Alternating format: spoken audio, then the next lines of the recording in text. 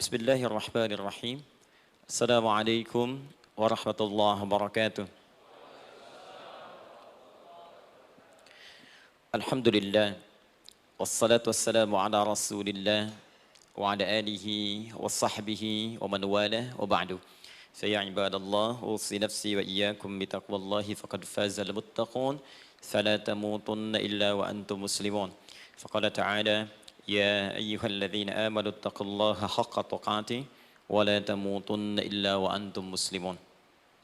Saudara-saudariku hadirin sekalian, terkhusus barangkali seluruh dari stakeholder PT Pertamina EP, khususnya Pak Nanang Abdul Manaf, sahabat kami. Beliau sempat bersama di Libya dulu, 3 tahun terakhir tidak berjumpa. Alhamdulillah, semoga beliau dan jajaran semuanya disehatkan oleh Allah Subhanahu wa taala. Pak Alfian, Pak Khalid, ya, dan seluruhnya dan hadirin sekalian tanpa kecuali, saya bermohon pada Allah Subhanahu wa taala semoga kita senantiasa dirahmati, diberkahi dan dimudahkan oleh Allah Subhanahu wa taala. Alhamdulillah, kita baru saja menunaikan salat zuhur berjamaah. Semoga salat kita diterima oleh Allah Subhanahu wa taala. Ada 2 hal yang paling penting tentang salat ini yang ditekankan dalam Al-Quran. Pertama, kenapa salat begitu penting ditunaikan? Karena ia akan menjadi pembeda antara Khalik dengan makhluk. Jadi kalau kita ingin bedakan Tuhan dengan hamba, maka di antara titik penting perbedaannya, kata Allah langsung itu terletak pada aspek ibadah, khususnya salat. Karena itu ketika Nabi Musa alaihi salam berkenan kemudian langsung diperintahkan oleh Allah sehingga disebut dengan kalimullah yang diajak bicara dan diperkenalkan tentang esensi ketuhanan Allah, maka disebutkan perintah langsung oleh Allah untuk menyembahnya dalam bentuk salat. Al-Quran surah ke-20 Taha ayat ke-14. Kata Allah, innani anallahu la ilaha illa ana fa'budni wa aqimis salata li dzikri. Ya Musa, tidak ada Tuhan kata Allah selain saya. Ya, maka jika engkau telah tahu saya Tuhan, bedanya Tuhan dengan makhluk, fa'budni, maka kewajiban engkau sebagai makhluk menyembah saya. Bagaimana caranya ya Allah, kata Musa? Kata Allah, wa aqimis salata, rahmatullah, wa aqimis salata li dzikri. Maka cara menyembahku itu adalah dengan salat. Karena itu semua nabi dan rasul, bahkan sebelum Nabi Muhammad SAW, diperintahkan oleh Allah untuk mengajak umatnya seluruhnya untuk salat. Ya, Nabi Isa alaihissalam salat. Anda buka Quran surah 19 Maryam ayat 31 sampai 33. Nabi Ismail alaihissalam, ya kakeknya Nabi ke-29, salat. Bahkan meminta keluarganya salat. Quran surah ke-19 ayat 55. Wa kana ya'muru ahlahu bis salat. Nabi Zakaria, saudaranya Imran, salat. Quran surah ketiga, ya, ayat ke-38 sampai dengan 39. Ayat 39-nya tegas mengatakan, fanadathu malaika wa huwa qa'imun yusalli fil mihrab. Jadi kalau kita urutkan dari Nabi Muhammad SAW sampai Nabi Adam alaihissalam, semua menunaikan salat kepada Allah Subhanahu wa taala. Ya, Muhammad bin Abdullah bin Abdul Muttalib bin Hashim bin Abdul Manaf bin Qusay bin Murrah bin Kilab bin Ka'ab bin Ghalib bin Fihir bin Malik bin Nadar bin Kinana bin Khuzaimah bin Mudrikah bin Ilyas bin Nizar bin Mudar bin Ma'ad bin Adnan bin Addi bin Adri bin Muqawwam bin Nagur bin Tarikh bin Ya'rub bin Yasjub bin Nabit bin Ismail alaihissalam bin Ibrahim alaihissalam bin Azar atau bin Nahur bin Abir bin Kinan bin Arfakhshad bin Sam bin Nuh alaihissalam bin Mihlail Matushala bin Kinan bin Anwas bin Thith bin Adam alaihissalam. Dari Nabi Muhammad SAW sampai Nabi Adam semua salat. Coba ulangi. Nanti dalil singkatnya dari Quran surah keempat ayat 163, paling kiri sebelah atas di mushaf. Inna auhayna ilaika kama auhayna ila Nuhin wan nabiyyin min ba'di. Muhammad, apa yang kami telah wahyukan kepadamu sudah pernah pula kami sampaikan kepada Nuh alaihissalam dan nabi-nabi setelahnya. Kenapa tidak disebutkan Adam sebelumnya? Karena Adam itu nabi bukan rasul. Nabi diberikan risalah untuk pribadi dan kalangan dekatnya, rasul diberikan risalah tugas untuk mengajak umat. Kenapa Nabi Adam bukan rasul? Karena zaman Nabi Adam belum ada umat. Siapa yang mau diajak? Ya? Ini bagian pertama. Jadi kalau kita hari ini masih mendapat kesempatan sholat, alhamdulillah, ini artinya sampai hari ini kita masih benar-benar manusia. Kan kalau ada orang yang kemudian tidak mau beribadah apalagi sholat, terkhusus ketika dia beriman, maka penting dipertanyakan, masihkah ada iman dalam dirinya? Karena itu kata Allah dalam Al-Quran, surah ke-8 ayat yang kedua, aku akan perdengarkan namaku, sehingga ketika disebutkan itu, kita bisa menguji adakah getaran iman dalam jiwa kita. Quran surah 8 Al-Anfal ayat kedua. Innamal mu'minuna alladzina idza dzukirallahu wajilat qulubuhum. Sungguh orang yang masih punya iman itu, kalau diperdengarkan nama Allah kepadanya, akan ada getaran dalam jiwanya. Karena itu setiap hari 5 kali diperdengarkan nama Allah. Untuk menguji di jiwa kita masih ada iman tidak? Bahkan dari bangun tidur, bayangkan waktunya dibagi sempurna persis. Dari mulai subuh baru bangun, menjelang ke siang, mau berakhir siang ke sore, sore pindah ke maghrib, hilang kemudian muncul gelap malam. 5 kali persis dibagi waktu.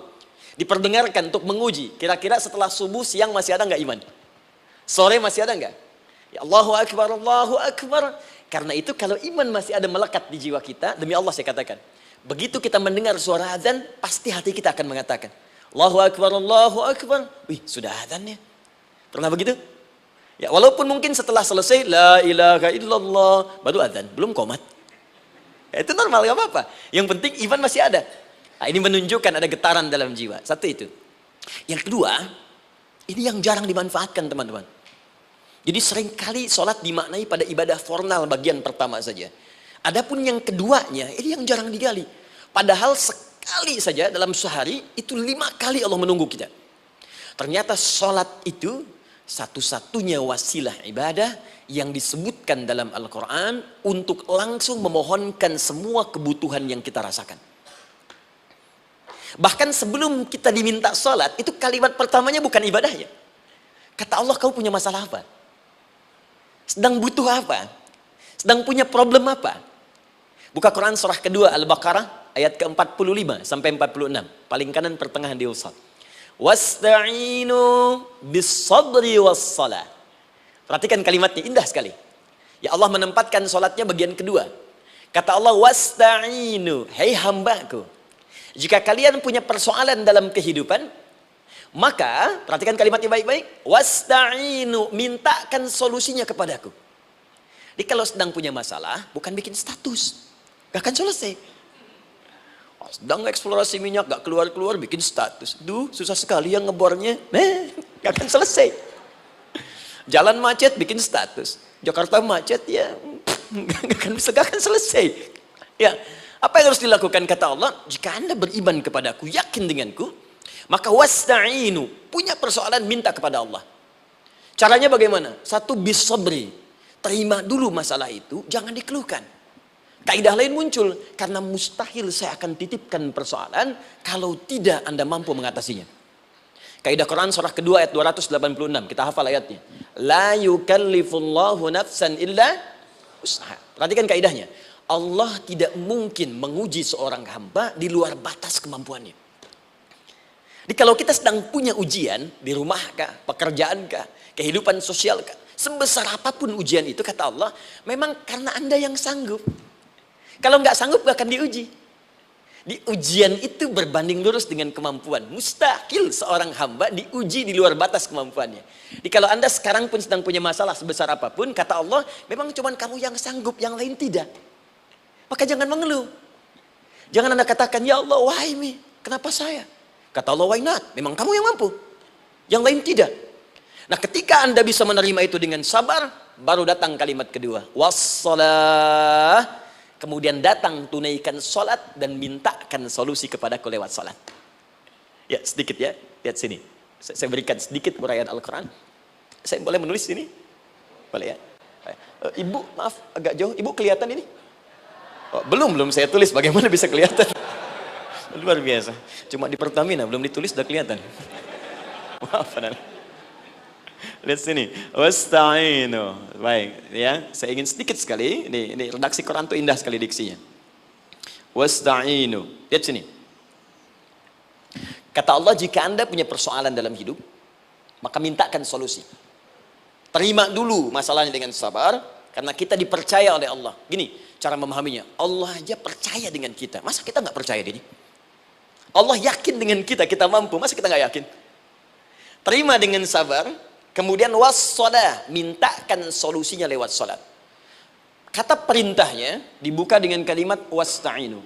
Kalau kita ingin rubah kata perintah ini, fi'il amr, ingin dirubah ke dalam bentuk permohonan, minta, maka rubah kalimatnya menjadi nasta'in.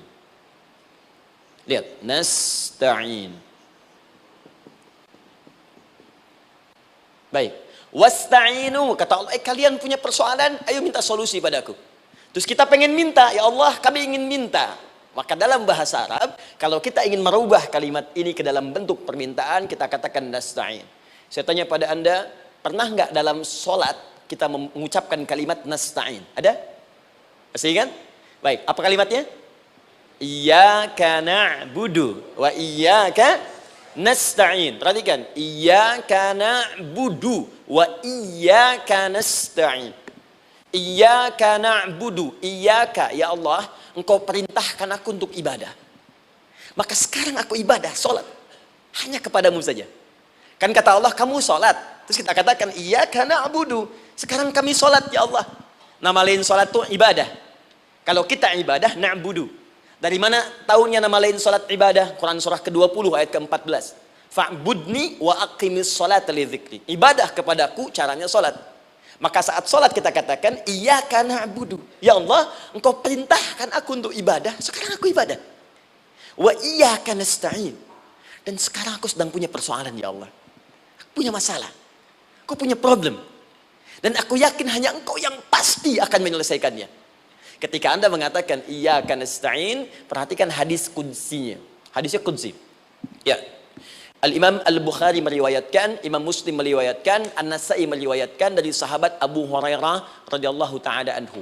Ada lagi yang dari sahabatnya Anas bin Malik. Perhatikan kalimatnya. Idza qala al-'abdu iyyaka na'budu wa iyyaka nasta'in, jika hambaku dalam salatnya benar membacanya, benar dari awal salatnya sampai dengan kalimat iyyaka na'budu wa iyyaka nasta'in, ya Allah, sekarang aku ibadah kepadamu dan sekarang aku punya persoalan. Aku mohonkan solusinya darimu. Kata Allah, hadza baini wa baina 'abdi. Ini perjanjian antara aku dengan hambaku. Wali 'abdi. Hadisnya qudsi. Wali 'abdi, kalau hambaku benar salatnya sampai kalimat ini, masa'alah. Apapun yang dia minta sekarang, aku akan kabulkan. Aku akan kabulkan. Pertanyaan saya, berapa di antara kita yang sholat sampai detik ini, ribuan kali ruku dan sujud, yang memanfaatkan momentum ini untuk memohon? Siapa di antara kita yang ketika sholat memohon kepada Allah solusi? Jangan-jangan selama ini sholat itu hanya menjadi formalitas saja. Takbir, ruku, sujud, salam, selesai. Takbir, ruku, sujud, salam, selesai. Padahal Allah sudah menunggu hambaku, kamu itu punya masalah apa? Makanya setiap waktu dibagi 5 supaya hidup kita ringan. Subuh ke zuhur punya masalah, zuhur salat. Begitu kita mohon, tuntas masalah itu. Zuhur ke asar punya persoalan, asar salat. Dijawab oleh Allah, tuntas persoalan itu. Karena itu semua nabi dan rasul, bahkan orang soleh, ketika punya persoalan dalam hidupnya, even itu hanya menulis karya ilmiah, maka mereka akan memulai dengan sholat dan minta kepada Allah Subhanahu Wa Taala. Teman-teman kenal Nabi Zakaria? Bagus. Baik, di sana belum tulis, sudah kelihatan. Sini kenal Nabi Zakaria, alhamdulillah. Tapi nggak apa-apa. Saya ke Sukabumi, Pak. Ada yang kenal Fir'aun? Kenal Fir'aun, kenal, bagus. Sukabumi hubun dunia, suka itu hubun, bumi itu dunia. Baik. Teman-teman, Nabi Zakaria itu diuji oleh Allah. Maaf, belum punya keturunan. Dan semua nabi punya ujian. Jadi jangankan kita, nabi aja yang jelas surganya punya ujian. Ya, Anda pernah sakit, Nabi Ayub sakitnya lebih parah dari kita. Ya, Anda di keluarga belum ada keturunan, Nabi Zakaria pernah lebih daripada kita. Sampai rambutnya memutih, fisiknya sudah letih, dan menurut medis, maaf sekali, istrinya divonis tidak mungkin punya keturunan, monofus dan mandul, mustahil. Secara klinis gak mungkin, secara medis tidak mungkin. Maka Allah tunjukkan satu isyarat yang sangat luar biasa. Jika Anda mendapati situasi makhluk mengatakan ini mustahil dan sudah angkat tangan, ini tanda pertama dari Allah, langsung tinggalkan pendapat manusia, langsung memohon kepada Allah. Maka turunlah beritanya di Quran surah ketiga Ali Imran ayat 38 sampai 39. Paling kanan sebelah atas di mushaf. Sekarang perhatikan kalimatnya, saya mau sambungkan dengan Al-Fatihah tadi. Hunalika da'a Zakaria rabbah. Di mihrabnya Nabi Zakaria salat bermohon kepada Allah. Qala rabbi habli min ladunka dzurriyyatan thayyibah. Kemudian ia berdoa, Rabbi habli, ya Allah yang maha memberi tanpa batas. Ini adab pertama, kalau teman-teman mau berdoa, sebut nama Allah sesuai dengan hajat kebutuhan kita. Itu yang disebut dengan Al-Asma'ul Husna.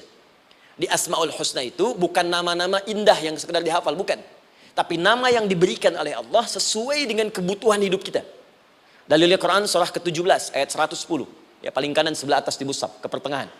Ya, kata Allah, Qulid Allah. Jika Anda punya persoalan, sebut nama Allah. Allah Awir Rahman atau Ar-Rahman. Ayyamma tad'u, tapi kalau Anda ingin spesifik meminta, falahul asmaul husna. Pilih nama Allah, ia punya nama-nama yang indah sesuai kebutuhan kita. Jadi kalau teman-teman misalnya minta kelancaran rezeki, sebut ya Allah ya Razzaq. Anak mau ujian, ya Allah ya Al-Alim. Di proyek misalnya ada hambatan, ada gangguan, ya Allah ya Al-Jabbar ya Al-Malik. Ingin mudah mengatasi ujian, ya Allah ya Sabar. Minta. Ya, jangan semuanya disebutkan, nanti jadi beban. Ya, Allahumma ya Rahman ya Malik ya Kudus ya Sabar, gitu kan? Yang tadinya nggak punya masalah jadi punya masalah, gitu kan? Pilih salah satu. Nah, jika Anda ingin memohon pada satu hal yang mustahil menurut manusia, maka minta dengan menyebut nama Allah yang memberi tanpa batas, mustahil di dalamnya. Nama Allah tersebut namanya Wahhab. Wahhab. Ya Allah, ya Wahhab. Al-Wahhab. Kalau kita rubah dalam bentuk permintaan, maka singkat kalimatnya dengan hab. Hab. Untuk sendiri habli, untuk banyakkan hablana. Rabbana hablana min azwajina wa dzurriyyatina qurrata a'yun.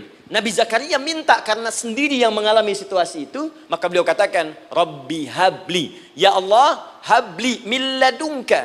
Ya Allah yang tak punya batas dalam pemberian. Mereka mengatakan aku tak akan punya keturunan. Mereka mengatakan mustahil aku punya anak. Dan aku yakin kau memberi batas tanpa memberikan pemberian tanpa batas. Aku mohon darimu saja. Darimu saja. Dzurriyyatan thayyibah, keturunan-keturunan terbaik. Innaka sami'ud du'a. Engkau pasti mendengar doa saya. Kalau pada yang maha memohon saja, maha mendengar saja tidak mengabulkan, lantas kepada siapa lagi aku mesti minta? Tapi poinnya bukan itu. Poinnya adalah ini disampaikan oleh Nabi Zakaria dalam keadaan sedang sholat. Masih berdiri dalam sholatnya. Dalam bahasa Arab berdiri disebut dengan qaimun, qaim, berdiri. Sedang sholat disebut dengan yusolli. Perhatikan ayat 39-nya. Fanadathul malaikatu wa huwa qaimun yusolli fil mihrab. Maka seketika ketika doanya selesai dipanjatkan, sholatnya belum selesai. Doanya selesai dipanjatkan, seketika datang malaikat menyampaikan, kamu dapat kabar gembira, Anda akan punya anak, bahkan namanya langsung diberikan oleh Allah, Yahya, artinya hidup. Yang mustahil menurut manusia, lahir dari rahim seorang perempuan yang divonis monopos dan mandul, kata Allah, bagiku yang gak ada yang mustahil. Jadi dan hidup dia. Kapan itu terjadi? Masih sholat dan belum selesai dalam sholatnya, dalam keadaan berdiri. Sekarang saya tanya Anda, kita membaca iyyaka na'budu wa iyyaka nasta'in dalam keadaan ruku atau sujud? Sujud, berdiri. Berdiri teman-teman. Betul kan? Dalam keadaan berdiri saat baca Al-Fatihah. Iyyaka na'budu wa saat kita mengatakan wa iyyaka nasta'in, Allah balik bertanya, apa yang kamu butuhkan? Nabi Zakaria itu sholat dulu baru minta. Kita umat Nabi Muhammad karena keutamaan nabinya sebelum sholat dah ditunggu. Butuh apa? Mau minta apa? Karena itu saya ingin katakan, ayo manfaatkan momentum sholat ini. Jangan sekedar kita kemudian tunaikan formalitas, tapi kita tidak mendapatkan keuntungannya. Ayo, semuanya. Dari mulai takbir sudah ada doa. Ruku ada doa. Bahkan sujud kita bisa perbanyak dalam bahasa hati kita untuk memohon kepada Allah Subhanahu Wa Taala. Jelas sampai di sini? Baik. Mudah-mudahan insya Allah doa kita dikabulkan oleh Allah Subhanahu Wa Taala. Ini baru mukaddimah, kita belum mulai. Ini pengantar. Tema kita hari ini tentang Al-Quran. Dan mudah-mudahan kita diberikan insya Allah kelancaran untuk bahasan kita. Dan topik ini insya Allah akan memberikan banyak manfaat dari apa yang kita kerjakan dalam keseharian kita. Saya mohon izin untuk melambatkan bacaan karena tadi hanya mengantarkan saja. Teman-teman, kenapa mesti Al-Quran? Apa esensi Al-Quran? Dan kenapa Al-Quran diwahyukan pada Nabi Muhammad SAW? Apakah khusus untuk sekedar dibaca? Atau ada satu nilai yang sangat penting yang justru itu mengandung nilai mukjizat yang paling dalam dari Al-Quran? Yuk kita mulai dengan Al-Quran surah kedua Al-Baqarah ayat ke-38. Paling kanan sebelah atas. Disambungkan dengan Quran surah kedua ayat 185. Paling kiri pertengahan di mushaf. Quran surah kedua ayat 38 dengan Quran surah kedua ayat 185. Saya mulai dari kisah Nabi Adam. Saya pelan-pelan. Nabi Adam saat diciptakan oleh Allah, kemudian diberikan informasi bahwa beliau akan bertugas di bumi, beraktivitas di bumi. Disampaikan di Quran surah kedua ayat 30, paling kiri sebelah atas. Wa idh qala rabbuka lil malaikati inni ja'ilun fil ardi khalifah.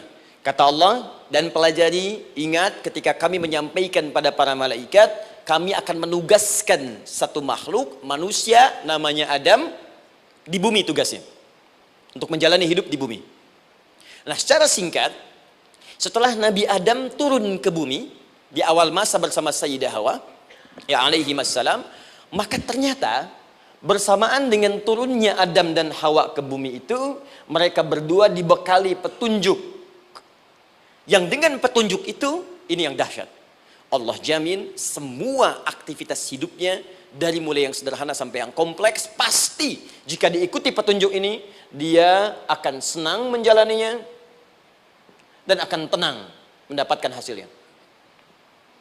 Ya, perhatikan kalimatnya. Quran surah kedua ayat 38. Fokus. Qul nahbitu minha jami'a. Kata Allah, sekarang tiba saatnya. Adam, Hawa, turun kalian ke bumi. Kalau setan kita tinggalkan aja ya. Ini kita bahas Adam dulu. Turun kalian semua ke bumi. Fa imma ya'tiyannakum minni huda. Maka nanti sejak kalian tiba di bumi itu, aku akan turunkan satu petunjuk disebut dengan hudan namanya. Hudan. Fokus. Faman tabi'a hudaya, maka jika Anda dan keturunanmu mengikuti semua detil di petunjuk ini, fala khaufun 'alaihim wala hum yahzanun, maka aku pastikan engkau dan seluruh keturunanmu akan menjalani hidup di muka bumi dengan tenang dan senang. Fala khauf. Khauf itu gelisah, takut. Lawan dari takut apa? Tenang. Lawan dari gelisah, tenang. Kata Allah, jika Anda mengikuti tuntunan hidup yang ini, maka saya jamin semua hidupmu tenang. Walahum yahzanun, dan saya pastikan selama hidup di muka bumi itu kalian tidak akan pernah bersedih. Senang. Lawan sedih itu senang. Jadi ternyata kita itu diminta tugas di bumi itu bukan untuk dipersulit. Jadi kalau ada yang hidup sampai saat ini sedih deh, di rumah tangga sedih, di kantor nggak tenang, pasti di antara poinnya bukan nggak mampu senang, tapi boleh jadi yang hidup ini tidak membaca petunjuk kehidupannya. Anda kerja di perusahaan, teman-teman ada yang di Pertamina, ada yang di yang lain. Kalau Anda nggak ikuti petunjuk, kan pekerjaan tidak akan berlangsung dengan nyaman kan? Kalau Anda nggak ikuti aturannya, bagaimana bisa mengerjakan petunjuk itu dengan nyaman? Maka apalagi hidup yang kompleks, kata Allah, sejak Adam saya turunkan, sudah ada petunjuk kehidupan, saya namakan dengan hudan. Anda ikuti petunjuk ini, maka langsung jaminan dari Allah, semua yang Anda jalani dalam hidup, pasti saya jamin senang dan tenang. Petunjuk ini disebut apa? Hudan. Nah, agak cepat. Di setiap masa, Nabi Adam selesai hidupnya, generasi kemudian berkembang, datang lagi Nabi Nuh, sampai ke Nabi Muhammad SAW. Perhatikan baik-baik. Setiap berganti generasi akan turun hudan sesuai dengan kebutuhan masyarakatnya pada saat itu. Baik, Nabi Musa menerima kitab apa namanya? Nabi Musa, Taurat. Taurat disebut hudan dalam Al-Quran. Muncul Nabi Musa, kitabnya disebut Taurat. Perhatikan baik-baik. Tahukah teman-teman ketika Taurat disebutkan dalam Al-Quran? Buka Quran surah ke-17. Ya, ayat yang kedua. Wa ataina Musal kitaba. Kami berikan kepada Musa kitab. Lihat. Wa ja'alnahu hudan li bani Israil. Dan kitab yang kami berikan itu, yang disebut Taurat, Ali Imran ayat yang ketiga. Wa anzalat Taurata wal Injil. Kami berikan Taurat kepada Musa. Nah, saat Allah turunkan Taurat itu, hudan li bani Israil. Isi Taurat ini adalah petunjuk kehidupan khusus untuk Bani Israel saja. Umatnya Musa. Jadi kalau umat Nabi Musa mengikuti petunjuk hudan, Taurat ini, kata Allah, saya jamin semua hidupnya tenang dengan senang. Nabi Isa turun Injil. Injil disebut hudan dalam Al-Quran. Dan yang terakhir, saya cepat karena waktu kita terbatas. Ketika Allah menurunkan Nabi Muhammad SAW dan dipilih sebagai Rasul, maka saat yang bersamaan beliau pun diberikan petunjuk untuk umatnya. Dan dahsyatnya, petunjuk itu pun disebut dengan hudan. Buka Quran surah kedua, ayat 185. Syahrul Ramadan alladhi unzila fihi al-Quran. Di bulan Ramadan itu, kata Allah, saya turunkan Al-Quran. Kenapa saya turunkan Al-Quran? Hudal linnas. Saya jadikan Quran ini sebagai petunjuk, pedoman hidup linnas, bukan terbatas untuk satu komunitas, tapi untuk seluruh manusia sampai kehidupan berakhir. An-Nas disebutkan 241 kali dalam Al-Quran, menunjuk pada semua manusia tanpa kecuali. Ini bedanya Al-Quran dengan kitab sebelumnya. Taurat hanya untuk kalangan tertentu saja. Jadi selesai nabinya, selesai kitabnya. Injil hanya kalangan tertentu saja. Nabinya selesai, selesai kemudian misinya. Tapi Al-Quran tidak. Ini kalimat pertama langsung dari Allah. Walaupun nabinya wafat, tapi karena Al-Qurannya didesain oleh Allah untuk seluruh manusia sampai kehidupan berakhir, maka pasti Al-Quran itu di setiap masa akan mampu dijadikan pedoman dalam kehidupan. Jadi prinsip pertama, ketika Allah menurunkan Al-Quran, sebenarnya tujuan utamanya bukan sekedar dibaca. Tapi di dalamnya itu ada petunjuk hidup, Pak, Bu. Dan yang buat, yang menciptakan kita. Bukankah Anda kalau ingin memperbaiki sesuatu akan datang kepada penemunya, penciptanya? Anda punya handphone, ada masalah, kan datangnya ke counter handphone. Anda punya mobil, ada persoalan, bukankah datangnya ke dealer? Sekarang kita ingin tahu persoalan hidup kita. Ingin tahu gambaran hidup kita. Ingin tahu misi dan visi hidup kita. Kemana kita kemudian bertanya? Pada pencipta kita. Nah, kata Allah, ketika saya utus manusia pertama kali ke bumi, saya sudah turunkan bagaimana cara menjalani kehidupannya. Dan ternyata berita baiknya untuk kita diberikan oleh Allah satu petunjuk utuh, langsung disebutkan, isinya disebut dengan Al-Quran. Jadi dari Al-Fatihah sampai dengan An-Nas, dia bukan bacaan biasa. Semua di dalamnya ada petunjuk kehidupan kita dari mulai bahkan dalam kandungan sampai kita wafat kepada Allah Subhanahu wa taala. Kalau diikuti petunjuk ini, langsung turun jaminan dari Allah. Hidup kita pasti akan tenang dan nyaman. Saya bacakan cepat ya. Tapi nggak usah ditulis, nanti kalau teman-teman agak terlambat mengikutinya, Anda buka kembali rekamannya, Anda boleh runtutkan kembali. Saya baca cepat saja, dan ini insya Allah Anda hanya akan temukan dalam Al-Quran. Nanti saya berikan rahasia di akhir sebelum kita akhiri. Yuk, satu, Anda silahkan bandingkan dengan buku manapun, referensi manapun, Anda hanya akan temukan dalam Al-Quran. Dari sejak sebelum lahir, bagi perempuan yang tengah mengandung, langsung Allah berikan tuntunan bagaimana agar kandungan itu berjalan dengan sehat, nyaman, dan mudah ke persalinan. Quran surah ke-7 ayat 189. Perkembangannya bisa diamati dan dicek kemudian, ya baik ke dokter atau yang lain. Nanti perkembangannya disebutkan di Quran surah ke-22 ayat ke-5. Dirinci lagi di Quran surah ke-23 ayat 11 dari 9 sampai dengan 13. Kemudian mulai terlahir, dari lahiran diberi petunjuk oleh Allah. Nih, berikan ASI maksimal 2 tahun. Kalau ingin berhenti sebelum 2 tahun boleh, begini caranya. Quran surah ke-2 ayat 233. Dari sampai usia 2 tahun menjelang balik, kata Allah berikan 4 pendidikan dini. Ini turunannya disebutkan 1, 2, 3, 4. Jika Anda ajarkan ini, maka anak ini akan tumbuh. 1, dekat dengan Allah. 2, dijamin taat pada orang tuanya. 3, dia akan baik dengan lingkungannya. Dan 4, dia akan bertahan dalam kebaikan sampai dia dewasa. Quran surah ke-31 ayat 13 sampai dengan 19. Usia 7 tahun. Ya, mulai dia balik misalnya, dia akan mulai belajar. Bagaimana cara belajar yang baik supaya cepat paham, gampang mengerti. Turun Quran surah ke-9 ayat 122. Amalannya di Quran surah 96 ayat yang pertama. Kemudian rinciannya diturunkan di Quran surah kedua ayat 282 di ujung ayatnya. Lalu bagaimana mencari sekolah yang bagus, majlis yang baik, guru-guru yang baik, diturunkan Quran surah ke-58 ayat ke-11. Dicontohkan tentang Maryam dan Nabi Isa alaihissalam di Quran surah ketiga ayat 35 sampai dengan 37. Naik lagi, dia mulai dewasa, ya, mulai bergaul, bahkan kadang-kadang merantau, punya tempat komunitas berbeda. Bagaimana supaya dia bergaul tidak terpengaruhi oleh lingkungan yang tidak baik. Maaf ya, kadang-kadang ibu yang sudah mengandung, melahirkan, ayah mencari nafkah, tiba-tiba anak pergi bahkan ke kampus, ke sekolah, dapat teman yang gak bagus, pulang-pulang mengecewakan Anda. Dan bagaimana menemukan tempat-tempat yang baik untuk bisa menjaga perilaku anak ini? Ditemukan nanti di Quran surah ke-49 ayat ke-13-nya. Dirinci perkembangannya di Quran surah ke-12 Yusuf ayat 2 sampai dengan ayat 29-nya. Sampai ketika dia akan mulai kemudian menikah. Kata Allah, pilih pasangan yang baik dengan ta'aruf, berikan mahar yang sempurna. Quran surah ke-4 ayat ke-4. Kemudian dia mulai menikah. Kata Allah, sebelum menikah, pelajari dulu fikih nikah. Banyak orang yang menikah tapi karena tidak belajar tentang persoalan rumah tangga, apa yang akan terjadi di rumah tangganya. Detil Pak, Bu. Kata Allah, ini kalau kamu berbuat begini akan ada miskomunikasi. Kalau ada miskomunikasi persoalannya akan begini, solusinya begini. Maka diturunkan dasarnya di Quran surah ke-30 ayat 21, detilnya di Quran surah ke-4 ayat 34 sampai dengan 35. Paling kiri sebelah atas sampai dengan ke tengahnya. Anda berlanjut, diterangkan oleh Allah, hei, tugas suami saat mulai pertama kali menikah, maka tugas yang pertama siapkan untuk mencari nafkah. Bagaimana caranya ya Allah? Diturunkan oleh Allah. Satu, jangan takut kehilangan rezeki. Jangan pernah mencuri, jangan pernah ngambil punya orang, karena punya kamu akan saya berikan sempurna. Kamu ngambil punya orang, maka kamu akan menyulitkan diri sendiri. Itu akan dikembalikan pada yang berhak. Ya, turun Quran surah ke-51 ayat 22. Dirinci, begini cara nyarinya. Quran surah kedua ayat 168. Kalau Anda ingin cepat baru bergerak, rizkinya sudah dapat. Quran surah kedua ayat 172.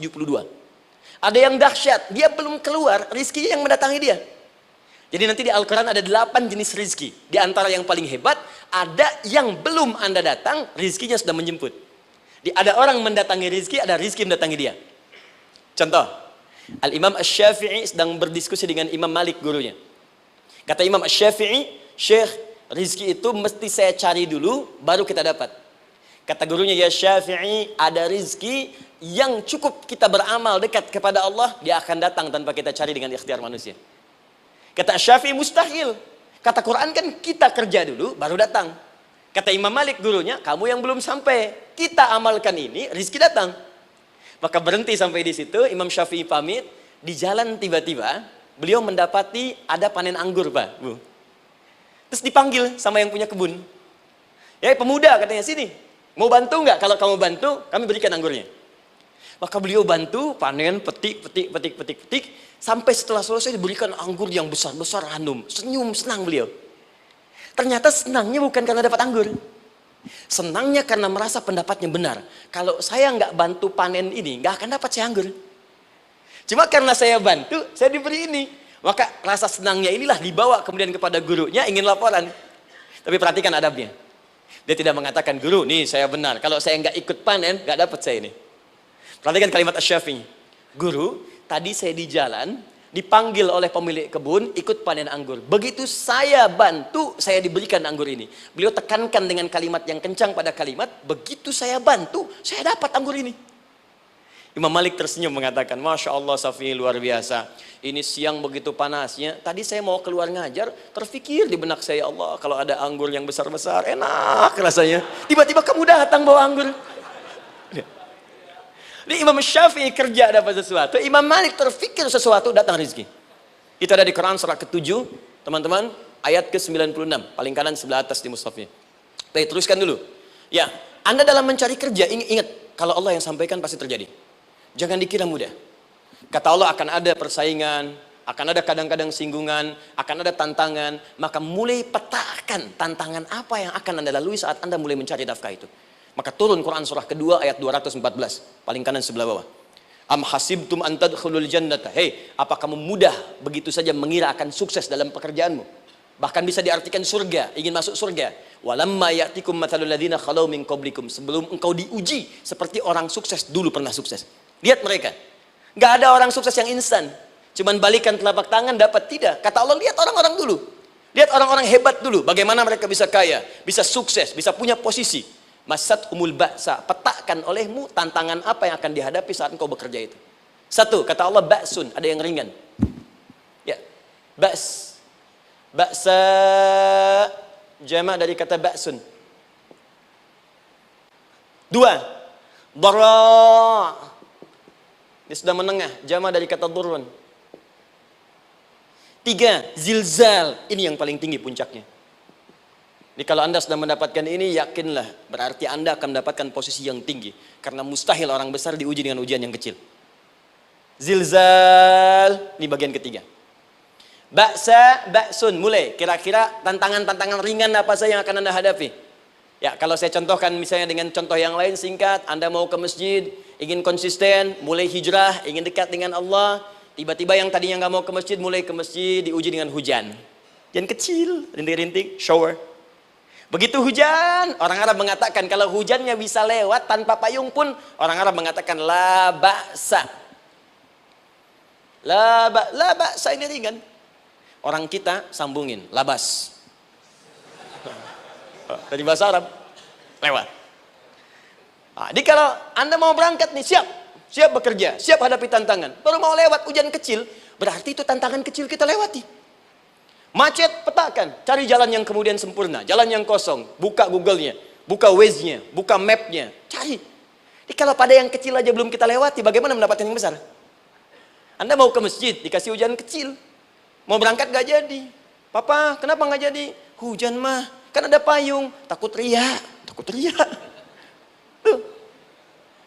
Setelah itu darwa, maaf, tantangan fisik. Kadang-kadang mulai ke fisik, mulai mengganggu. Ya, maaf, dirincikan kemudian oleh Al-Quran. Turun Quran surah ke-21, ayat 87 sampai 88, kisah Nabi Yunus alaihissalam. Yunus beraktivitas, bekerja, bukan berarti nggak ada tantangan. Kadang-kadang dibawa, kadang-kadang diusir, kadang-kadang Anda dapat misalnya proyek, kadang-kadang sudah mulai masukkan tender, tiba-tiba gagal, diserobot orang. Kadang-kadang orang yang dapat, Anda yang ngajukan, itu biasa. Kata Allah itu biasa, bukan cuma Anda, yang lain pun ada. Bukankah Allah ajarkan kisah Sayyidah Hajar alaihissalam dengan Ismail? Bukankah bolak-balik naik Safa Marwah? Kadang di atas, kadang di bawah, kadang lihat peluang, sampai Marwah ternyata bukan air. Terkadang Anda yang bekerja, tim yang lain yang mendapatkan, karena kerja keras Anda, bisa jadi terjadi. Bukankah yang kerja keras Hajar, yang dapat Ismail? Mungkin Anda yang konsep, yang dapat minyaknya orang lain. Mungkin Anda yang kerja, kan yang suksesnya teman Anda, gak ada masalah. Dan itu kemudian akan bermanfaat bagi Anda. Tidak mungkin, setiap keringat yang keluar dari diri kita, mustahil, kecuali akan melahirkan manfaat yang kembali pada diri kita. Tantangan. Tapi yang paling dahsyat, ini yang gak ditemukan. Di sebagian referensi yang kita baca. Ketika Allah menjelaskan semua tahapan-tahapan tantangan ini, sampai ke puncaknya zilzal. Zilzal itu kalau bahasa sekarang gempa. Ada ujian yang menggoncang hati kita. Ketika Anda kerjakan, ya Allah, tantangannya dahsyat. Kenapa mesti saya, ya Allah? Kau nggak selesai-selesai, ya Allah. Itu wajar, teman-teman. Itu biasa. Kata Allah, orang dulu saja mengatakan, mata nasrullah, kapan ini selesai? Berbahagialah kalau teman-teman sudah mendapatkan tantangan puncak yang paling tinggi ini. Ini artinya, Allah sedang mempersiapkan Anda menjadi orang besar di kemudian hari. Dan cara mengatasinya, diturunkan Quran, surah ketiga, ayat 142. Paling kiri sebelah atas. Perhatikan dahsyatnya. Yang pertama diterangkan tantangannya, yang kedua dijelaskan cara mengatasinya. Saya mau berhenti sampai di titik ini, nanti saya terangkan cara berinteraksi dengan Al-Quran. Ya, perhatikan baik-baik. Kata Allah, jika kelak engkau sudah bisa memetakan tantangan ini, maka siapkan solusi untuk mengatasinya. Ayatnya dibuka dengan kalimat yang sama persis. Saya pernah sampaikan teori ini di dua perusahaan besar di Indonesia. Yang pertama, ada salah satu perusahaan, karena ini direkam saya nggak sebutkan perusahaannya, perusahaan otomotif besar, sedang turun gratis, kemudian juga ada inflasi yang tinggi. Terus saya terangkan teori Quran. Dia praktekkan berhasil, Pak. Padahal saat itu saya presentasi di depan non-muslim. Non-muslim. Sales-salesnya se-Indonesia dikumpulkan, saya bedah tentang ini. Dan mereka berhasil. Sampai sekarang naik lagi. Yang kedua sama, ini direkturnya juga non-muslim. Tapi nggak apa-apa, kita diskusi. Dan mau mendengar teori ini. Dan praktekkan, naik. Ya, dulu di satu perusahaan minyak juga. Sedang turun, karyawan semua dikumpulkan, lalu kita bahas tentang ini, kita terangkan. Yang ini yang paling menarik dari Al-Quran. Kalimatnya sama persis, Quran surah ketiga, ayat 142. Am hasibtum an tadkhulul jannata. Apa Anda duga, akan begitu mudah mendapatkan kesuksesan dalam hidup. Tolong fokus baik-baik. Jangan selalu mengartikan jannah dengan surga. Karena asal kata jannah itu artinya kesuksesan, kebahagiaan yang belum tampak. Surga, kenapa disebut dengan jannah? Karena itu puncak kebahagiaan kita yang belum nampak sekarang. Saya kasih rahasia ya. Ini antara kita saja nih.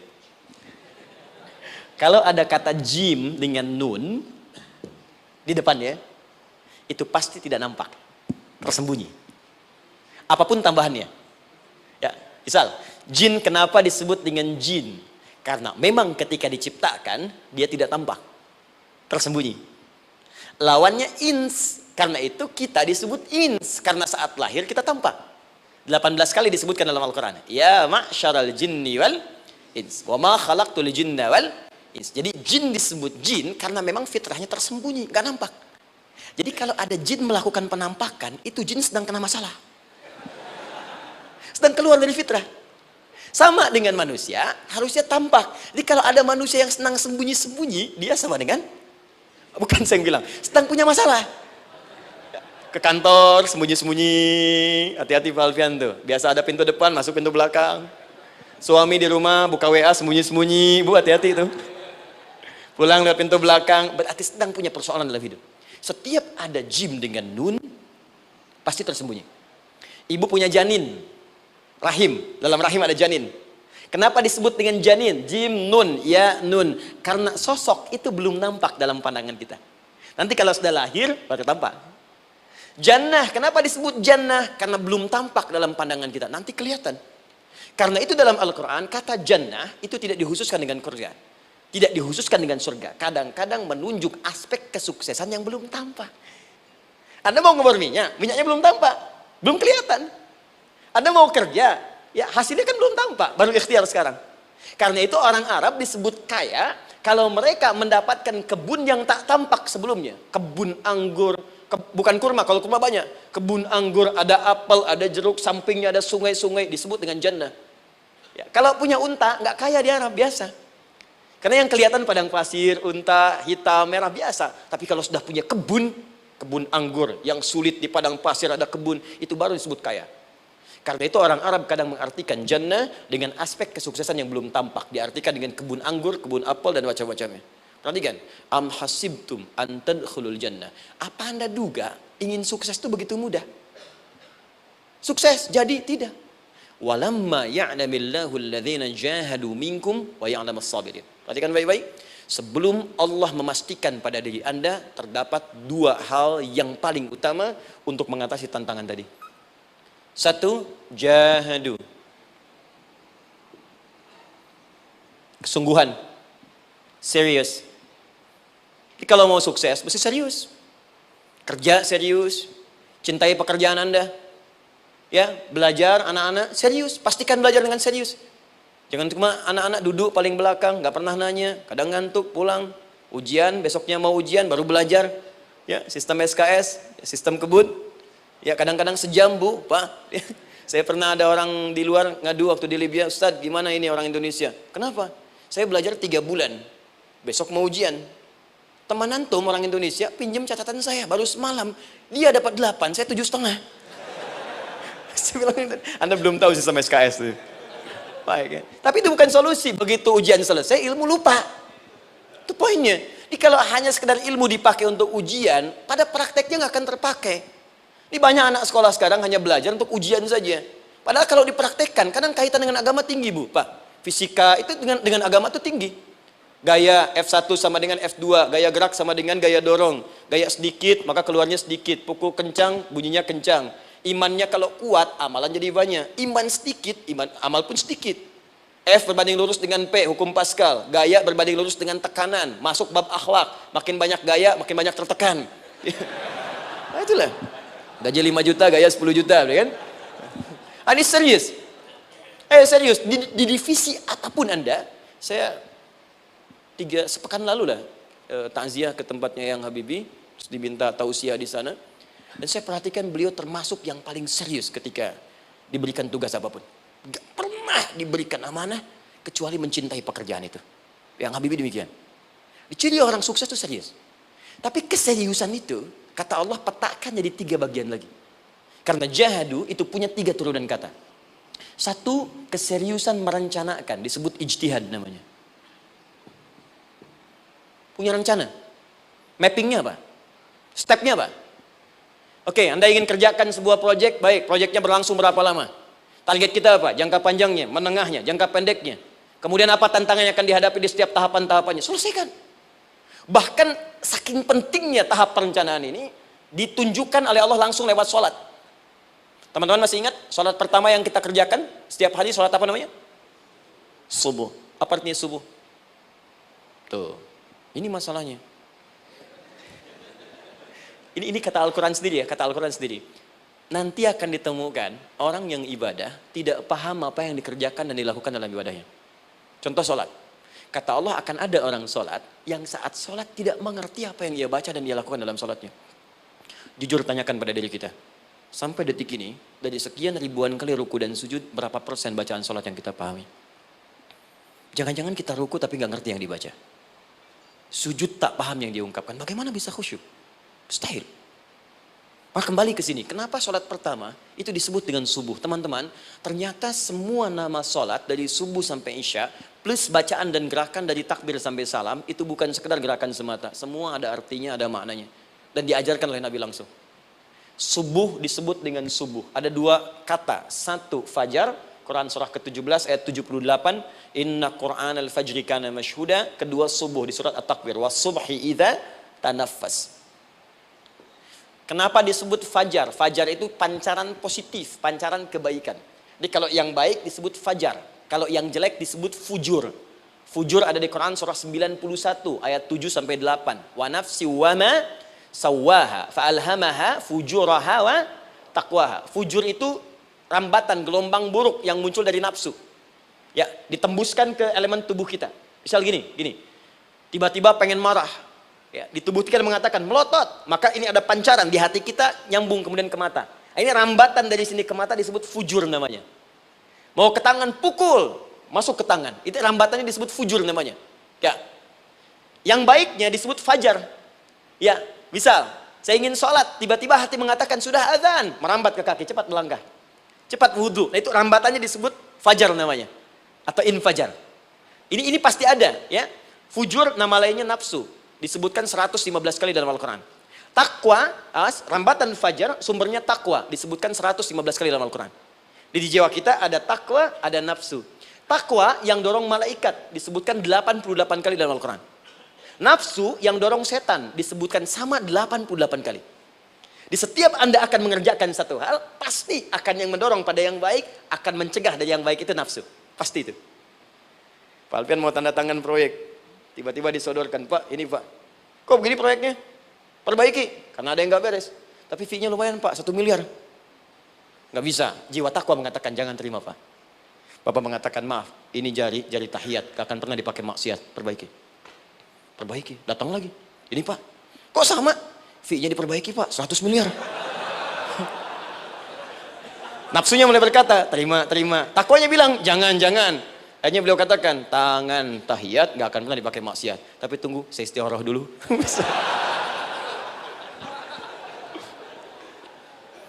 Nah, waktunya, ini salatnya disebut fajar. Kenapa disebut fajar? Karena saat kita tidur, terus dengar suara azan, Allahu Akbar, maka memancar dari iman kita, rambatan untuk merespon suara itu. Bangun kita untuk menunaikan salat. Waktunya disebut subuh. Kenapa disebut subuh? Dari kata asbah. Asbah itu artinya yang siap dengan rencana. Dia orang Islam tuh nggak ada yang bangun dari tidurnya kecuali punya rencana jelas yang akan dieksekusi di hari itu. Makanya sebelum kita bekerja mengeksekusi itu, kita datang menghadap Allah supaya Allah berikan kemudahan di setiap aktivitas kita. Coba lihat manajemen Nabi. Bukankah sebelum tidur beliau istighfar dulu? Dirinci pekerjaannya, dicatat yang akan dikerjakan besok, istighfar 70 kali, 100 kali, sehingga dengan istighfar saat tidurnya tenang. Coba kita biasakan. Ada yang baca Quran, ada yang istighfar. Kalau nggak percaya silahkan cek. Begitu Anda lakukan, tidurnya enak. Besoknya rencana itu sudah siap. Makanya ketika bangun, siap jam 7 mau kemana, jam 8 ada di mana, jam 12 kerjakan apa. Sebelum mengerjakan itu, datang kepada Allah, sujud, ya Allah, saya punya rencana ini tolong mudahkan. Begitu caranya. Itu yang disebut dengan subuh. Nah, sekarang kembalikan peta hidup kita mau seperti apa ke depan. Ijtihad. Yang kedua, kalau sudah jelas konsepnya, visinya sudah ada, maka jihad. Yang kedua jihad. Jihad itu eksekusinya, aksinya, actionnya, perjuangan fisiknya. Rencananya apa? Tahajud malam nanti. Bismillah. Jam berapa? 2:30. Baik, yuk kita mulai rencanakan. Eksekusi rencananya.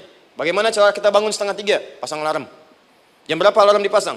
3 kali. Pertama 1:30, kedua 2:4, ketiga jam 2:4. Baik. Alarm pertama untuk mematikan alarm kedua. Alarm kedua matikan alarm ketiga. Ketiga siap-siap. Baik. Siap bangun. Jihad. Awas, ini penting ya, jihad itu jangan dipersempit maknanya kepada situasi peperangan saja, tidak. Banyak jihad itu luas sekali medannya.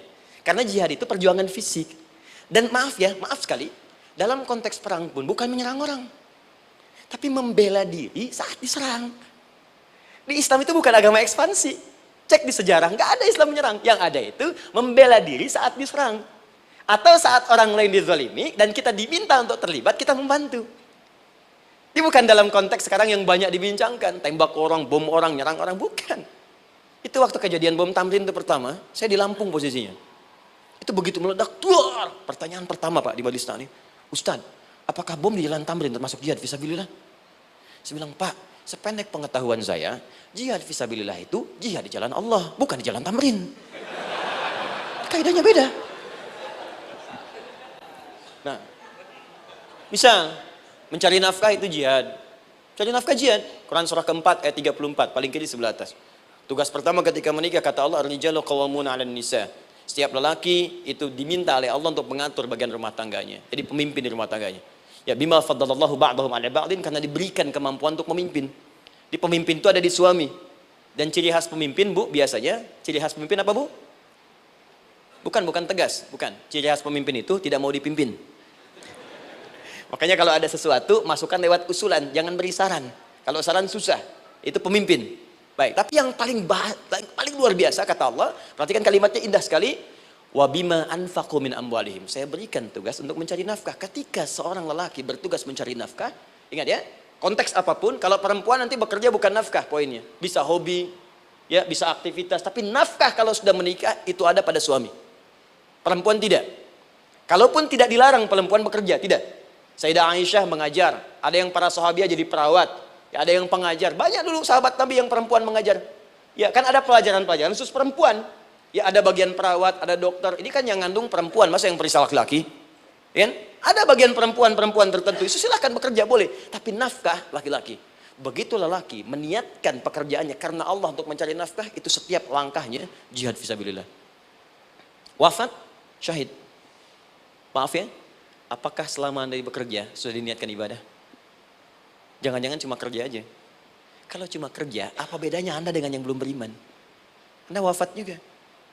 Kerja di gedung yang sama, berangkat menemukan kemacetan yang sama. Apa bedanya iman kita dengan yang lain? Satu, kita pasti wafat, pasti pulang. Dan kita nggak bisa pilih, ya nggak bisa pilih. Antum bisa duluan, saya belakangan mungkin. Atau ditukar, saya belakangan, Anda duluan mungkin. Atau memang saya bisa duluan, ya duluan menyolati Anda. Oke, paham ya? Jadi ibu di rumah jihad, Bu, pada anak, perawat, mengandung itu sudah jihad. Jadi kalau wafat dalam proses saya melahirkan atau sedang mengandung itu syahid. Itu jelas nggak ada perbedaan pendapat. Anak-anak yang sekolah niatkan ibadah, Bu, Pak. Mohon maaf ya, mesti ada bedanya. Iman kita di rumah mesti itu terpancar kepada anak-anak. Ajarkan mereka sekolah yang baik. Pilih sekolah yang mengajarkan sholat, mengajarkan baca Quran. Sekarang banyak kok. Fisikanya bagus, Qurannya bagus, kimianya bagus, sholatnya juga bagus. Cari. Kalau bisa dunianya bagus, akhirat bagus, kenapa hanya pilih dunia saja? Siapkan. Itu jihad. Terakhir, tidak mudah mengeksekusi ini. Pasti ada tantangan yang ketiga. Namanya mujahadah. Mujahadah. Tantangan mengatasi gejolak jiwa. Kadang-kadang malas, capek, ya belum eksekusi dilakukan sudah berdebat pada yang tidak penting, sehingga tidak menghasilkan kesimpulan, ragu-ragu, khawatir, maka atasi semua itu. Turun Quran surah kedua ayat 216. Kutiba alaikumul qitalu wa huwa kurhul lakum. Kalau engkau sedang tidak nyaman, maka perangi ketidaknyamanan itu jika engkau ingin mendapatkan kesuksesan yang telah engkau cita-citakan. Asa an takrahu syai'an fa huwa khairul lakum. Boleh jadi apa yang engkau tidak rasakan sekarang, engkau rasakan gak enak, gak nyaman, di balik itu Allah sedang siapkan sesuatu yang lebih baik untukmu. Wa asa an tuhibbu syai'an fa huwa syarrul lakum. Mungkin yang engkau harap-harap sekarang boleh jadi itu belum baik untukmu sekarang. Allahu ya'lamu wa antum la ta'lamun, karena Allah lebih tahu masa depan, engkau pikiranmu pendek sampai di sini saja. Maka teman-teman sekalian, kembalikan lagi, tidak pernah Anda akan temukan dalam Al-Qur'an kecuali bimbingan hidup yang semuanya nyata. Silahkan cek. Itu baru pekerjaan. Belum ibu di rumah, ibu capek merawat anak, kadang mengeluh, kadang nangis. Turun Quran surah ke-17 ayat 23. Kadang-kadang ada beda pendapat dengan suami, Quran surah ke-4 ayat 34 sampai 35. Masalah kondangan saja, Pak, bisa beda pendapat. Ya. Ya, Pak, kan ada family gathering malam. Mama pakai baju apa ya? Hijau apa yang biru? Masya Allah. Kata Anda biru bagus, mah. Kata Mama kayaknya hijau deh, Pak. Tuh. Nanya tapi udah punya jawaban. Ya, bagus kalau dipakai, begitu keluar kuning. Naik lagi, Anda udah 40 tahun, anak masih ada, turun Quran surah ke-46 ayat 15. Kemudian naik lagi sampai Anda sepuh, sampai kembali ke keadaan tidak normal seperti anak-anak lagi, Quran surah ke-22 ayat ke-5. Sampai ada amalan, kalau Anda jangan kira Anda akan hidup selamanya, Anda pasti wafat. Quran surah ke-3 ayat 185. Bahkan diajarkan kalau wafatnya ingin enak, begini caranya. Pelajari Pak, jangan cuma dunia, kita akan meninggal. Ini ada di Quran, kalau pengen meninggalnya enak, begini caranya. Ya kalau nggak percaya silahkan amalkan, nanti kita akan lihat di akhir. Ya. Betul, akan kelihatan. Quran surah ke-89 ayat 27 sampai 30. Kalau kalian nggak pelajari ini, silahkan kata Allah, saya berikan yang ini yang kedua sambil dipukulin malaikat. Quran surah ke-8 ayat ke-50. Sampai di alam kubur dijelaskan, kalau nanti Anda wafat, Anda pindah ke alam kubur, kalau ingin di kuburnya terang, nyaman, banyak rezekinya, lakukan amalan Quran surah ke-3 ayat 169 sampai 172. Tapi kalau Anda abai, Anda akan seperti Firaun dulu. Setiap pagi sampai petang ditampakkan neraka. Quran surah ke-40 teman-teman sekalian disampaikan oleh Allah langsung ya dari ayat 45 sampai 46 ya. Sampai terjadi kiamat disampaikan Quran surah ke-75. Sampai dihisab ada yang masuk surga tanpa hisab, Quran surah kedua ayat 25. Ada yang masuk neraka tanpa hisab. Ada. Kan yang kita tahu surga aja, masuk neraka tanpa hisab ada. Quran surah 18 ayat 99 sampai dengan 100. Sampai disebutkan surga yang paling indah nomor 1 bersama Nabi dan orang-orang soleh. Jadi kalau Anda masuk sini, tetangga Anda semua Nabi. Ya, depannya Nabi Ibrahim, belakangnya Nabi Musa misalnya, samping kirinya Nabi Yusuf, ya, samping kanan Nabi Muhammad SAW. Itu cuma 3 golongan, orang soleh, para syuhada, orang-orang jujur dalam kehidupan dunianya. Jadi kalau Anda jadi pekerja yang jujur, taat kepada Allah, Anda berpotensi masuk surga bersama semua Nabi dan Rasul yang pernah diutus. Ya. Baik, itu ada di Quran surah ke-4 ayat ke-69. Ada yang kedua di taman surga, Quran surah ke-51 ayat 15 sampai dengan 18. Ada yang surga seluas langit dan bumi, Quran surah ketiga ayat 133 sampai 134. Ada yang neraka yang biasa, ya, sebiasa-biasa nerakanya kebakar juga. Quran surah 4 ayat 56. Tingkat paling tinggi neraka jahanam untuk 2 golongan, munafik, ingat, munafik dan kafir. Jadi kalau Anda pun muslim, jauhi perbuatan munafik. Karena munafik akan mengantarkan langsung ke dalam neraka jahanam. Quran surah keempat ayat 140. Mana yang tidak ada? Mana yang nggak ada di Quran? Semua ada. Bisnis ada, ya birokrasi ada, diplomasi ada, mengajar ada, ilmu ada. Karena itu saya mau tutup, jika kita ingin benar mengeluarkan petunjuk ini, seperti orang dulu pernah melakukannya, maka kata Allah melalui lisan Rasulullah turun Quran surah ke-29 ayat ke-45. Satu ini aja kita kerjakan, insya Allah ini akan beda kita rasakan. Utslu ma uhya ilaika minal kitab. Jika kalian kemudian hidup di muka bumi, maka keluarkanlah bimbingan dari Al-Quran sesuai dengan kebutuhan kita secara tematik. Utslu itu dari kata tilawah. Tilawah itu baca, pahami, amalkan. Karena itu setiap kita baca Al-Quran, di sampingnya pasti ada yang menerjemahkan supaya kita paham. Betul kan? Ketika ada yang baca Al-Quran, di sampingnya ada siapa? Ya, sari tilawah kan? Baik, sari tilawah itu bahasa Indonesia. Ya, sari, sebetulnya tilawah saja. Tapi mungkin saat yang menerjemahkan dulu pertama di Indonesia namanya Bu Sari. Karena itu disebut sari tilawah. Ya, kalau Adi mungkin ada di tilawah gitu kan. Nah, jadi teman-teman caranya begini, Anda keluarkan sesuai kebutuhan. Enggak semua ayat Quran mesti kita kaji. Kalau mau dari awal dari akhir, bagus. Kalau baca silahkan. Hatamkan, Nabi juga hatamkan. Tapi kalau Anda ingin ambil sesuai passion kita. Anda pebisnis, kenapa enggak mengeluarkan ayat bisnis di Quran? Teman-teman yang diperminyakan, keluarkan ayat-ayatnya ada. Quran surah At-Tur, surah 52 itu. Keluarkan. Ya, wal bahrul masjur. Dan jika Anda akan melakukan eksplorasi di laut, carilah laut yang punya, nih kualifikasi begini. Yang di bawahnya ada endapan tanah yang melahirkan api, kata Allah tuh. Itu potensial ada minyaknya. Kalau yang kerja di batu bara, turun Quran surah Fatir, surah 35, ayat 27 sampai 29. Ini jenisnya. Ada yang kelihatan dari jauh, ada yang harus digali, ada yang kelihatan dari jauhnya kelihatan hijau, ada kelihatan menghitam. Disebutkan langsung. Ada. Kenapa nggak Anda turunkan dalam bentuk-bentuk tematik yang itu bagian kita? Ada yang pokok, ada yang spesifik. Yang pokok tentang sholat, karena semua orang sholat. Tentang ayah. Anda jadi ayah berapa tahun? Kenapa nggak dikeluarkan di Quran ayat-ayat tentang ayah? Kenapa nggak dikeluarkan di Quran ayat-ayat tentang ibu? Jangan jauh-jauh dulu bicaranya. Tentang belajar. Nah, nanti eksekusinya kalau mau cepat buka kitabnya Al-Imam Al-Bukhari. Ada kitab hadis, saya akhiri, yang dikarang oleh Al-Imam Al-Bukhari dan sangat populer. Apa nama kitabnya? Kalau hafal saya kasih hadiah. Apa kitab Imam Al-Bukhari yang populer? Ya.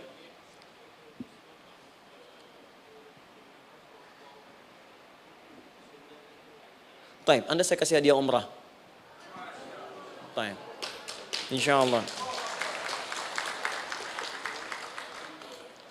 Januari awal, insyaallah ada yang kami hadiahkan umrah dari atlet peraih Asian Games. Ya, Anda boleh ikut nanti. Ya, ada juga saya senang saya cinta dengan bangsa ini.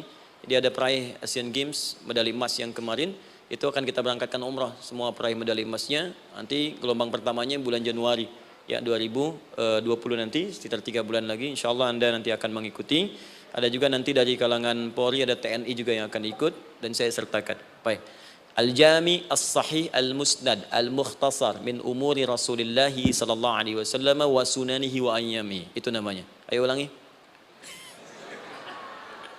Disingkat Sahih Al-Bukhari. Kenapa saya bacakan lengkap? Bukan karena singkatannya, tapi banyak orang sekarang baca buku, baca kitab hanya langsung ke isinya. Padahal setiap ulama ketika menuliskan judul kitabnya, itu pasti ada petunjuk di dalamnya. Kata Imam Al-Bukhari, Al-Jami As-Sahih, kitab ini saya buat sebagai petunjuk umum miniatur kehidupan Nabi yang bisa kita ambil hikmahnya sekarang. Jadi kalau kita pengen tahu bimbingan Nabi di masa lalu, supaya kita terapkan sekarang, buka kitab saya ini. Semuanya mustad bersambung kepada Nabi. Sahih saya pastikan, saya teliti satu-satu. Al-Mukhtasar, saya persingkat, gak bertele-tele. Nah, ini poinnya. Min umuri Rasulullah sallallahu alaihi wasallam wa sunani wa ayyamihi. Ini semua pekerjaan Nabi selama 24 jam. Secara singkat saya tutup dibagi 97 pembahasan. Setiap 97 pembahasan, satu babnya itu berisi bimbingan hadis-hadis Nabi. Di situ ada bab tentang bisnis, kitabut tijarah. Bab tentang ilmu, kitabul ilmi. Bab bahkan tentang sakit, kalau pengen cepat sembuh apa? Kitabul marid. Bab tentang pemerintahan, kitabul imarah. Bab tentang penguatan iman, supaya naik gak turun-turun, kitabul iman. Anda tinggal pilih profesi apa, cari Sahih Al-Bukhari, harganya murah. Maaf, dibandingkan pulsa Anda pun masih murah kitab Al-Bukhari. Ya, beli 4 jilid cuma 350.000 yang bahasa Arab saja. Ya, kalau mau terjemahan, cari terjemahannya. Ya, dapatkan itu, keluarkan babnya sesuai profesi kita. Itu ketika dibuka kitab ini, yang pertama muncul ayat Quran dulu. Ini ayatnya, ini hadisnya. Ini ayatnya, ini hadisnya. Teman-teman gak usah baca semuanya, keluarkan passion Anda apa, di situ belajar. Sebulan saya belajar ini, besok saya pindah lagi. Sebulan topik ini, besok ke topik yang lain lagi. Saya kira insya Allah, kalau itu kita terapkan dengan baik, maka Al-Quran akan hidup dalam seluruh aktivitas kita, dan mudah-mudahan keberkahan akan diturunkan oleh Allah Subhanahu Wa Taala. Ya, tidak cukup dengan amin, mulai dulu. Ya, mulai dulu, petakan dulu, eksekusi dulu. Saya kira itu yang saya sampaikan. Anda punya hak dan kewajiban, hak Anda sudah dapatkan dan kewajiban kita semua untuk kembali beraktivitas. Saya mengucapkan terima kasih atas undangan dari pihak Pertamina untuk Anda seluruhnya. Saya ingin tanya, kalau jamaah di sini ada berapa kurang lebih? Kurang lebih yang rutin 500 ada 550. Baik, nanti saya hadiahkan mushaf sebanyak 550. Ya, dan itu nanti setiap ada kajian atau zuhur salat Anda bisa baca di sini, baca mushafnya. Kemudian yang kedua, saya nanti berikan buku untuk bacaan. Ya, itu buku yang saya berikan insyaallah tentang manusia. Jangan-jangan selama ini kita jadi manusia, kita tidak tahu mau kemana kita. Ya. Itu saya keluarkan dari Al-Quran langsung, seperti apa Allah menerangkan tentang kemanusiaan kita. Saya juga hadiahkan sejumlah yang sama, 550. Nanti satu orang bisa mendapatkan satu-satu. Dan terakhir barangkali, mau hafal Quran? Oh mau, baik. Alhamdulillah. Alhamdulillah. Saya berikan mushafnya yang spesial. Nanti kita mulai dengan 10 juz dulu ya. Nanti saya berikan At-Taisir yang 10 juz. Itu ada mudah untuk bisa menghafal Quran. Mulai dari 10 juz dulu, nanti bisa disempurnakan. Saya berikan 550 Quran khusus untuk dijadikan sebagai hafalan. Nanti cara menghafalnya bisa dibuka saja di YouTube. Nanti di situ ada cara kami menjelaskan. Dan bulan depan kita ada karantina akbar. Jadi menghafal Quran dalam 30 hari. Alhamdulillah angkatan pertama sudah selesai. Ada yang hafal 24 hari, 23 hari. 30 juz, bukan juz 30 ya. Ada yang 30 hari. Ya, ada juga. Sekarang sedang gelombang kedua. Mudah-mudahan di Pertamina ini juga insya Allah dalam proses bekerja ada juga yang menghafal dan hafal Quran insya Allah ya. Saya kira itu. Nanti pulang dari sini dikabari. Kalau ada mobil disiapkan, kalau tidak ada kami juga coba antarkan. Nanti kami siapkan dan mudah-mudahan bisa bermanfaat untuk teman-teman. Kalau ada yang bisa saya lakukan untuk bersinergi di sini untuk membuat teman-teman lebih dekat dengan Allah, sampaikan dan saya dengan senang hati. Ya, saya datang sendiri, tulis sendiri, nerangin sendiri, ngapus sendiri, gitu kan. Terus juga berikan apa yang Anda butuhkan. Kalau dengan semua itu Anda belum juga dekat dengan Allah, ya saya harus bagaimana lagi gitu kan. Baik. Kita berdoa, mudah-mudahan doa kita dikabulkan Allah. Ada 3 cara berdoa. Pertama cukup dengan alhamdulillah kalau singkat. Kedua kalau ada perselisihan, kifaratul majlis. Dan yang ketiga, kadang Nabi berdoa, sahabat mengikuti dalam momentum yang khusus. Saya ingin menggabungkan ketiganya. Mudah-mudahan dengan itu keberkahan diberikan luas kepada kita semua. Alhamdulillahi Rabbil Alamin. Hamdan syakirin, hamdan na'imin. حمدا يوافي نعمه ويكافئ مزيدا يا ربنا لك الحمد ولك الشكر كما ينبغي لجلال وجهك الكريم ولعظيم سلطانك اللهم صل وسلم وبارك على رسولك الكريم نبيك الامين سيدنا محمد وعلى اله وصحبه اجمعين اللهم ربنا لا تدع لنا في مقامنا هذا وفي كل مقام ذنبا الا غفرته ya Allah kami mohon jika ada satupun di antara kami saat ini yang hadir membawa ya Allah dosa-dosa dalam dirinya, jangan biarkan yang meninggalkan tempat ini kecuali Engkau telah ampuni segala dosa-dosanya. Wala hamman illa farajtah. Ya Allah, jika ada di antara kami yang tengah hadir saat ini ada kegelisahan dalam jiwanya, maka mohon jangan biarkan yang meninggalkan tempat ini kecuali Engkau telah tenangkan keadaan hatinya. Allahumma wala asran illa yassartah. Ya Allah, jika ada di antara kami yang tengah mengalami kesulitan baik di pekerjaannya, kehidupan rumah tangganya, maka dengan keikhlasan amalnya, ya Allah angkat dan ringankan segala kesulitannya. Allahumma wala maridan illa syafaitah. Jika ada di antara kami yang tengah Engkau uji dengan penyakit seberat apapun, maka mohon angkat dan sembuhkan segala penyakitnya. Allahumma yassir lana umurana wa la tu'assir alaina. Ya Allah, mudahkan semua urusan kami, jangan berikan kadar ujian yang tidak kami sanggup mengatasinya ya arhamar rahimin. Allahumma alif baina qulubina ati anfusana taqwaha wa zakki anta khairu man zakkaha anta waliyuha wa maulaha. Ya Allah, mohon lembutkan hati kami untuk saling bersaudara dalam kebaikan. Jauhkan kami dari perpecahan ya Allah, dan bersihkan jiwa kami agar kami bersih keadaan jiwa untuk bisa beramal dalam kebaikan dengan mendapatkan ridhamu. Allahumma rabbana atina fid dunya hasanah wa fil akhirati hasanah wa qina adzabannar. Ya Allah, kami mohon anugerahkan segala kebaikan di muka bumi ini yang mampu kami raih, dan berikan kami segala kemuliaan di akhirat yang mampu kami dapatkan, dan mohon jauhkan kami dari segala ya Allah murka dan neraka-Mu. Allahumma barik lana ya Allah fi ailatina wa fi amalina ya Allah wa fi kulli ya Allah hayatina. Ya Allah, kami mohon anugerahkan keberkahan dalam kehidupan keluarga kami, di kantor, di pekerjaan kami, dan seluruh tahapan kehidupan yang akan kami lalui. Bi fadlika subhana rabbika rabbil izzati amma yasifun wa salamun alal mursalin subhanakallahumma wa bihamdika asyhadu an la ilaha illa anta nastaghfiruka wa natubu ilaik wa akhiru da'wana alhamdulillahi rabbil alamin. Thumma assalamu alaikum warahmatullahi wabarakatuh.